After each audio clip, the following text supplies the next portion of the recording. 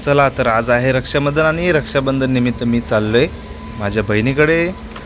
आणि स्टेशनला पोहोचल्यानंतर गर्दी किती असणार ट्रेनला हा प्रश्न माझ्या मनात होता. तर स्टेशनला आल्यानंतर इथे तुम्ही पाहू शकता एवढी फुल गर्दी आहे ना की मी विचार केला आता करायचं काय.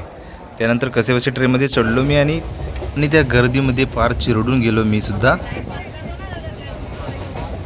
नंतर उतरल्यानंतर घामाघूम झालो होतो मी. रक्षाबंधनचा सण असल्यामुळं गर्दी आज फारच होती, भरपूर गर्दी होती.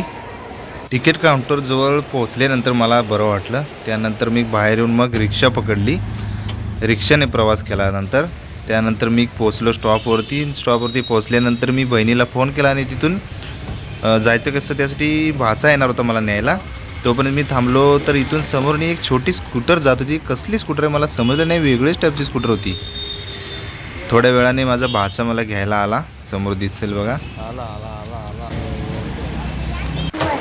तर आत्ताच पोहोचलो मी बहिणीकडे आणि ही चकुली आमची रियू मला घ्यायला आला होता नाक्यावरती. चकुली बोल, कोण आले? चकुली माझ्याकडे आल्यापासून गप्प बसले, काही बोलत नाही.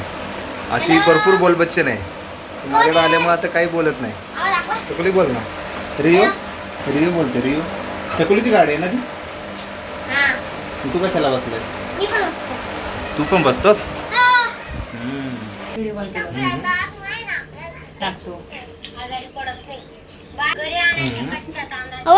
टिका लावला.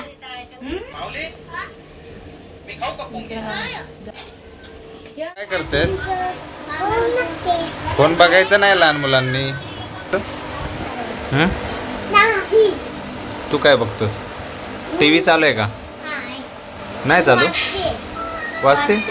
वाजते म्हणजे काय? ताशा वाजतो तसे.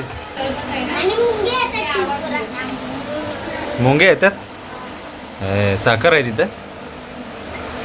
मुंगे कसे येतात? हा बघ काय करते मी, तुझा फोटो काढतोय. काढू. त्यानंतर पुन्हा मी निघालो घरी आणि मला रात्री खूप उशीर झाला, घरी जायला खूप लांब होते.